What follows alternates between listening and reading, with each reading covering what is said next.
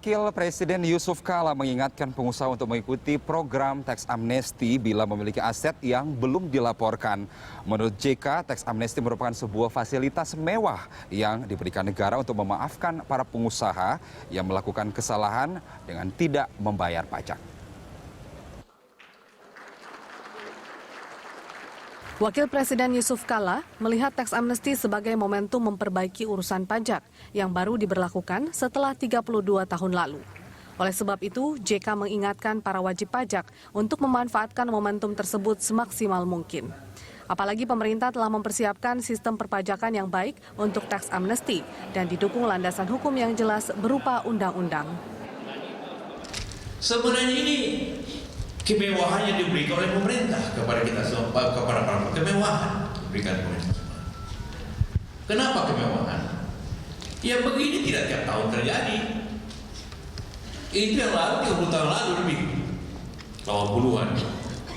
Jadi jangan harap nanti tahun 2017 ada lagi, tidak ada itu nanti 30 tahun lagi. Kita barangkali sudah tidak ada di sini baru ada Juni lagi kan. Namun JK tak lupa mengingatkan para pengusaha, khususnya bagi mereka yang tidak tertarik mengikuti program teks amnesti, bahwa di masa yang akan datang, setelah program teks amnesti berakhir, semua aset yang belum dilaporkan akan terus dikejar. JK menambahkan, ke depan mereka yang menggelapkan pajak akan menjadi musuh bersama dunia dengan diberlakukannya sistem terbuka pajak sedunia. Kenapa itu dilakukan sekarang? Karena apabila dilakukan 2 tahun lagi atau lebih banyak, maka yang melanggar itu menjadi musuh bersama dunia. Anda 2018 kalau sudah berlaku sistem informasi terbuka di bidang perpajakan sedunia ini, maka siapa yang menggelapkan pajak akan jadi musuh bersama dunia.